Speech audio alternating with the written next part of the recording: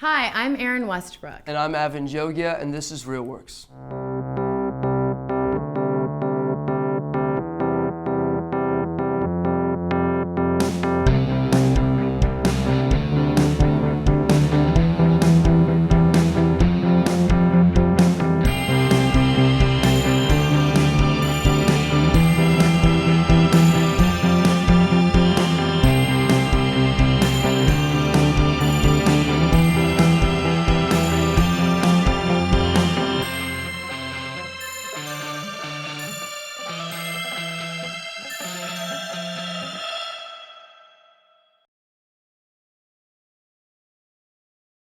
Hello, and welcome to Real Works. This week we take a look at identity. Who are we? What makes us tick? And how do we appear to others? Our first filmmaker, Rachel Atkins, hits the streets of Manhattan to ask others how they perceive themselves while examining feelings revolving around her inner life. Here's Self-Internal.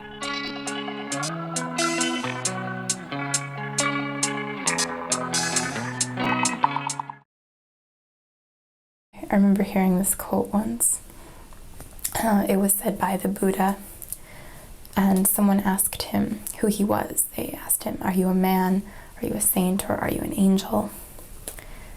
And his response was, "I am awake."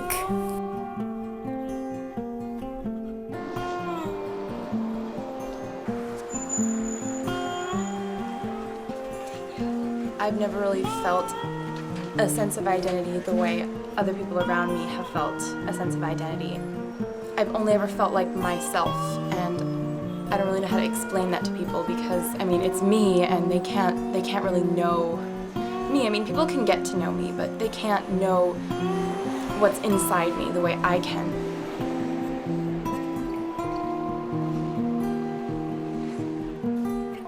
My name is Rachel. I'm doing a documentary about identity. And I'm just interested in who you think you are and how you identify yourself and why. Who are you guys? That's a good question. It's a hard question. I don't really know.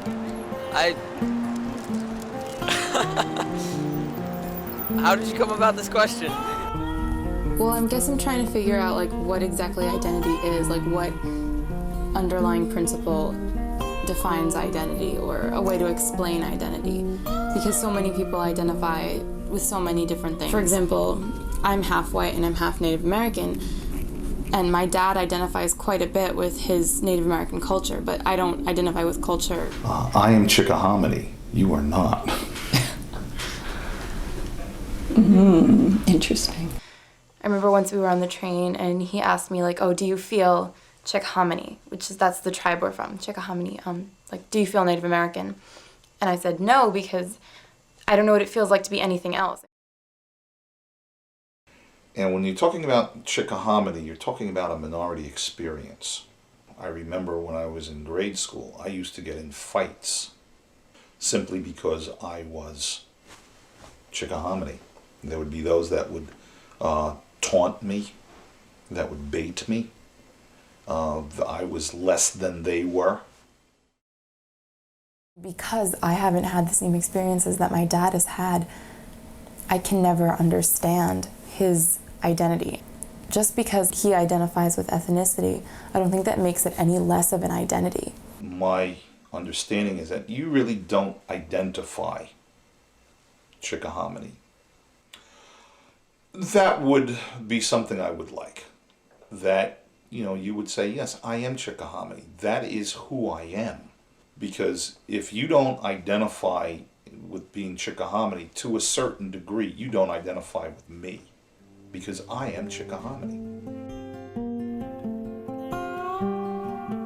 I love my dad and I respect him and I care about him a lot.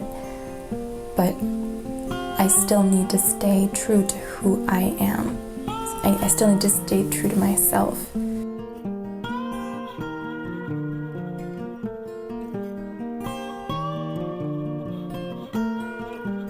I feel like I'm defined by my, awakeness and my sensitivity to the things around me. Very thoughtful.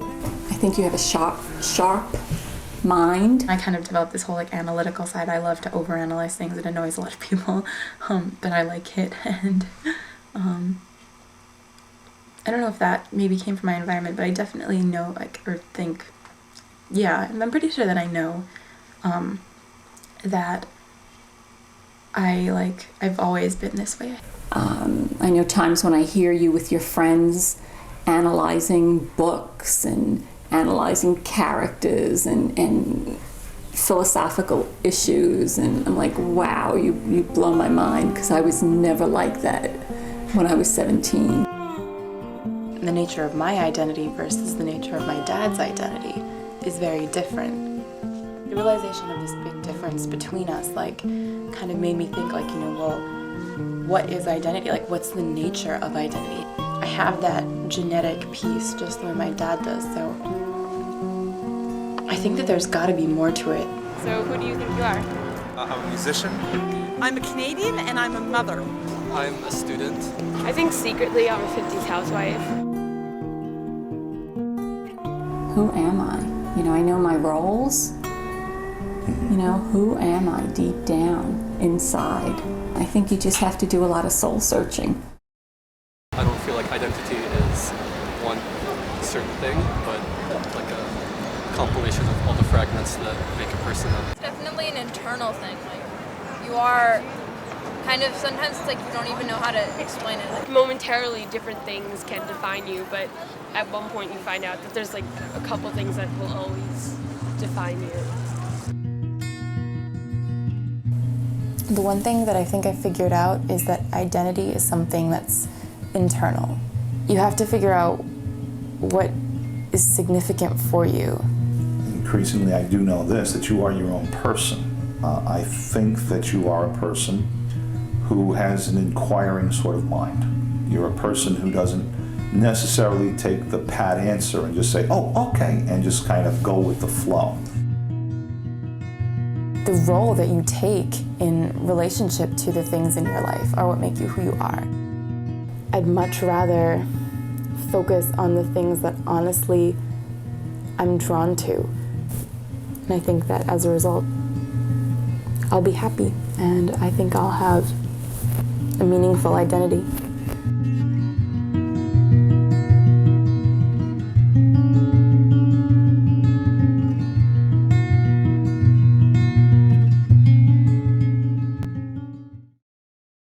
This next film takes an interesting look at how gay men are perceived in a small Caribbean community in Brooklyn. The filmmaker, Justice Allen, takes his camera to the streets and discovers how prejudice strips individuals of their identity and their right to choose whom they love. Here's Minds in the Closet.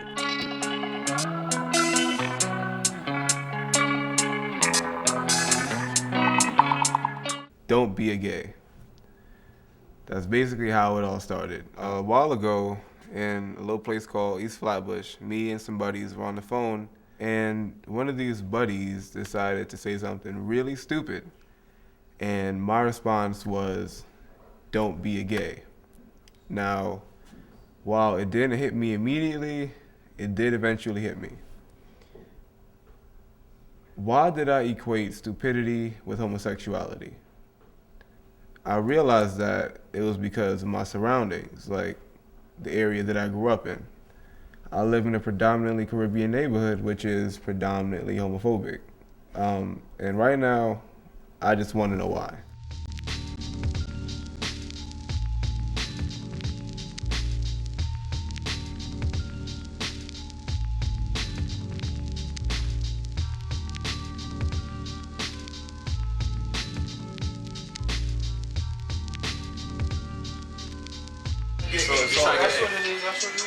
So what do you guys think about gay people? Like, honestly. Yo, listen. My main thing. Jamaican barbershop, man. Nah, but my main thing with gay people, I don't have a problem with them. But how do you expect to have reproduction? Yeah, man. Come on. So would you consider yourself a homophobe? Like, are you homophobic? No, but I'm about life, period. Like, living life is to have reproduction, being able to make kids, so on and so forth. When you're in that type of lifestyle, there's How can you reproduce? All you left to do is supposed to multiply. You can't say that neither. You can't say. I understand what you're saying, but you can't say you're disrespecting God's plan because the amount of dirt that we do, not according to God. I'm saying, I seen it. There's nothing wrong with it. I'm just going as far as reproduction is my thing. What comes to mind when you hear the word gay? A happy couple. Happy couple? Same sex. Gay. Original meaning means happy. Modern day term, homosexuality, lesbianism. It's like different people from me. I don't, you know. I'm originally from Trinidad, so I do know that there is a large percentage of homophobia that exists within the Caribbean community. People in the black community are homophobic because of the factors of the way we were raised. We were raised in a community where men and women were always to be together. That's the way we were taught. That's what we saw. We didn't really see that in our neighborhoods. What we saw in our neighborhoods was drugs, violence, prostitution. It's a problem with them because they don't like that same-sex type relationship. They really like, you know, how it's supposed to be. They don't like that. How it's supposed to be, right? Like the man and female, not man and man or female. I look at it like this. If you, as a gay, as they call it, or you bisexual, you understand me? You going both ways with man and woman. Then something gotta be wrong with your upstairs. You mentally disturbed because you don't know yourself, or you don't know where to go. You confusing life. What makes a homosexual man think it's okay for him to do that? That's negative and negative. You can't put that together. You know what I'm saying? You can't put that together. You know, you got a PP, I got a PP. That doesn't work. When did you realize you were gay? Before I realized I was straight. I've known that I was gay my entire life. Yeah, there's not a time that I can actually remember not knowing that I was gay. So as far back as my memory goes. How do you identify in terms of your sexuality? It's an odd question because people identify me, I never actually say anything. But I guess I would identify as queer. Queer?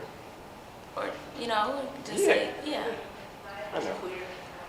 I mean, like, I don't know, because, like some people say, like, yo, I'm a lesbian, or some people say I'm straight. Like, you know, I never tell people this is what I am. People just know I like girls.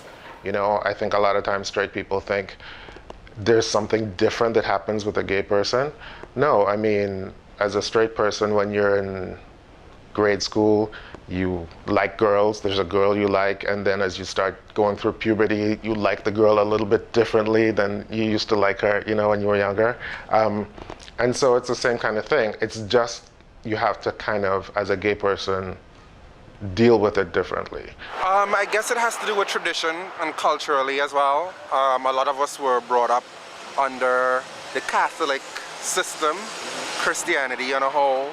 So it's hard to separate, you know, religion from your own personal beliefs and so forth. Okay. All right. And you know what? Listen. All right. Wait. From what is written by it states to be wrong. That's why I'm going. So people use the biblical, you know, allusions, the biblical references, and go back to religion and say this is why it would be okay except for that. But clearly it says in the Bible, and I think that's in 90%, more than 90% of the cases, just a crutch that people use.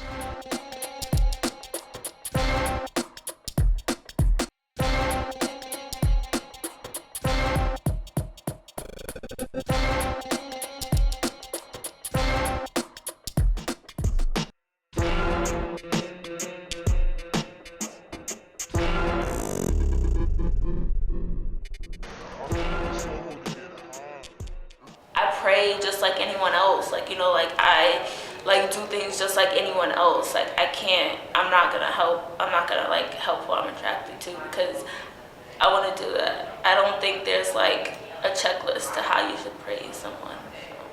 And like in the Caribbean like environment, I just think that it's a lot of ignorance. If you grew up in a house of murderers, your mom's a murderer, your dad's a murderer, wouldn't you think that's normal? Because your mother, your father's telling you that. No, look, Because you know it's a police. Put it like this. If you grow up in a house, right? If you grow up in a house from a kid, it's many ways that that could happen to you. You grow up in a house with pro-women. If you ain't going out, if you ain't getting away from out of that house and go play with dudes, automatically it reflects on you and become more feminine. You act more feminine, you got the feminine attitude. Where you getting that from? Yeah, it's true. No. Well, true. Well, there's another party. He might be more sensitive to women, but he would not necessarily become gay. No, that's not true. It's easy to hate a concept. It's easy to hate in the dark room. It's easy to hate when your door is closed and to make comments. It's different when the light is shining on you. It's different when somebody is your cousin or your friend or someone you know personally. What's encouraging to me is frankly your generation and people like you that are less hung up about it, honestly, and less homophobic and more embracing of difference and more tolerant and more willing to kind of challenge outdated, outmoded ways of thinking. 3 or 4 boys, maybe straight boys, 3 or 4 white boys lure one gay black man to the dark edge of Brooklyn. You are afraid, but all you show is disgust. Screams won't make him straight. He's your son. Remember when you celebrated? Don't let him run to God-forsaken places, to dark edges. Help him carve a brighter path. I understand he's your son. Your son walks in the door, celebrate. He's your son.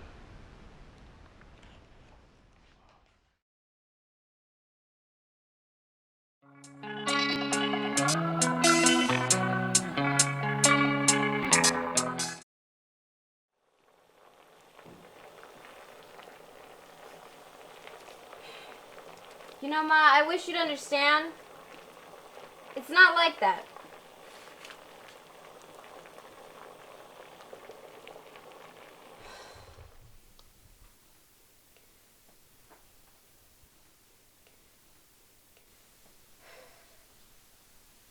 We'll go dancing another time. All right?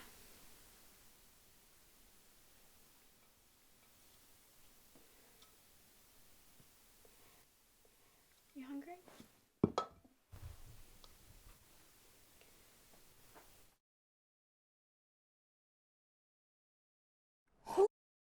I know, right? Are you going? You have to go. I've gone to school with them my whole life and I've never been invited to one of Emily's parties.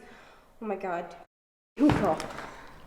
Stay coming with me, right? Are you kidding? Of course I'm coming. It's gonna be so much fun. I know.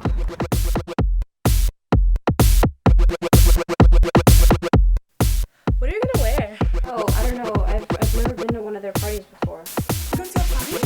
Maybe we can just like wear jeans. Yes. Like, do they get dressed up? Yeah, they get dressed up. Maybe we should wear really tight dresses. Where do you want to shop? I don't know, go to H&M or Forever 21 or Hollister or something? No, that's not gonna work. I want to wear something original. We can wear... Wait, there's a thrift shop across from Hess we can go to. Yeah, you know what? Actually, that sounds pretty cool. Yeah, you know what? Yeah, cool corner about later tomorrow. All right, bye. Wait. Oh.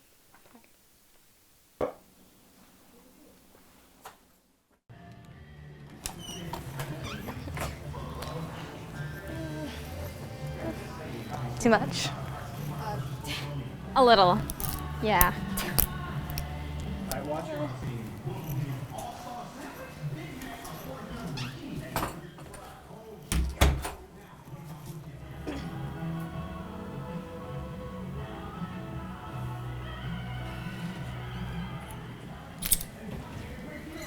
What do you think?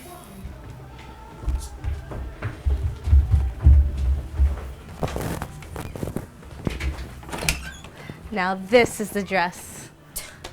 You look great. You look great. great. I like it. I do. No, it's great. Trying to know. Oh, honey, the boy's gonna be all over you in that one.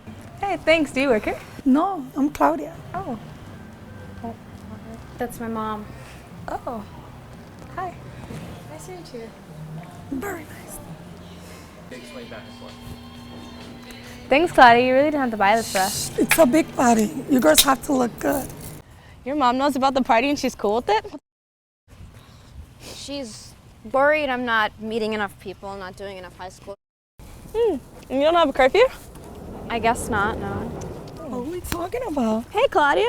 Hey. Can I sleep over at your house on Friday? Absolutely. Thanks. That's great. Such a beautiful day. Yes, it is. Look at the sky.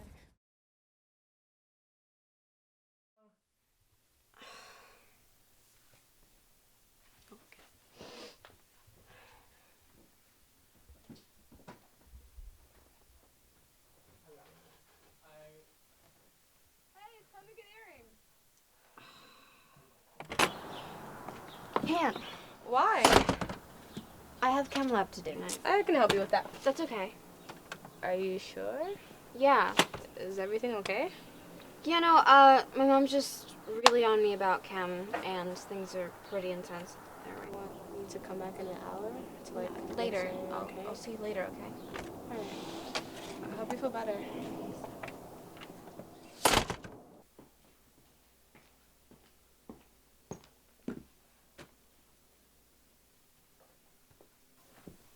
¿Por qué ella puede ir contigo a la fiesta y yo no?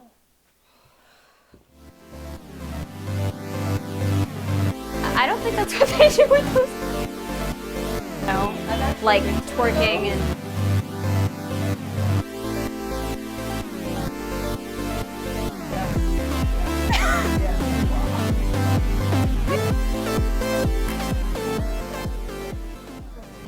Yeah, they are. I'm gonna go check on something. All right, I'll be back.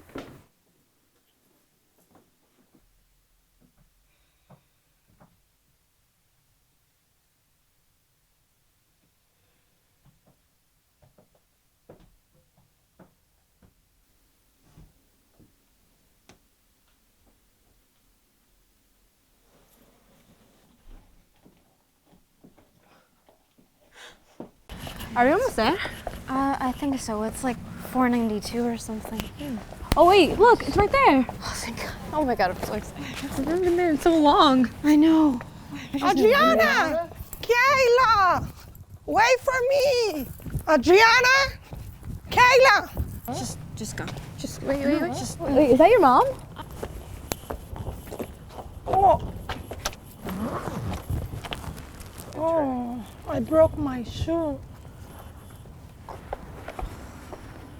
I want to go to the party with you guys. No, I think we gotta take some time. Why? We'll go home and fix it. We could go like that. I could. No. Come on. Please, I really want to go. No, let's go. Why? We could go.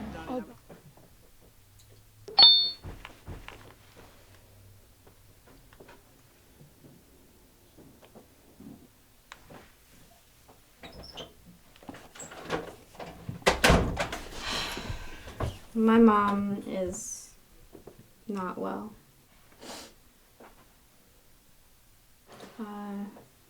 But you should go. You should go to the party. It doesn't matter. I don't want to. I'm kind of hungry though. I could make you something. What'd you make me? Mac and cheese. Hey, I love mac and cheese. Sure. All right, cool. Thank you. It's about the only thing that I make. Tell me your recipe. I have a box, and I follow the instructions. Oh. Yeah, it's all very sophisticated. So this is not natural cheese? No, it's not natural cheese. This is from paper. I mean, this is like...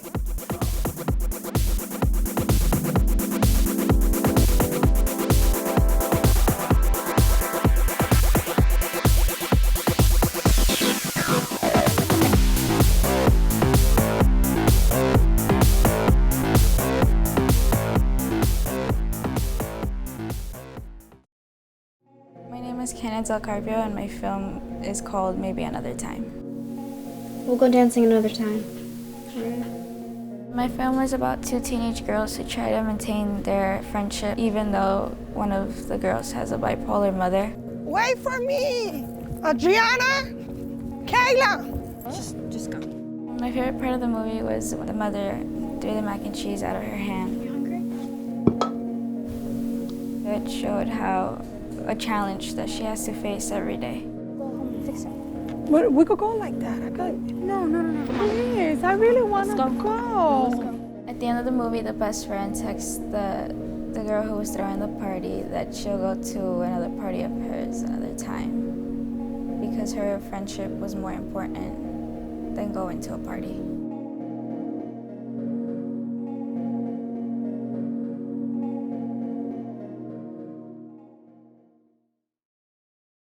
Thanks for joining us. Tune in next time for Real Works.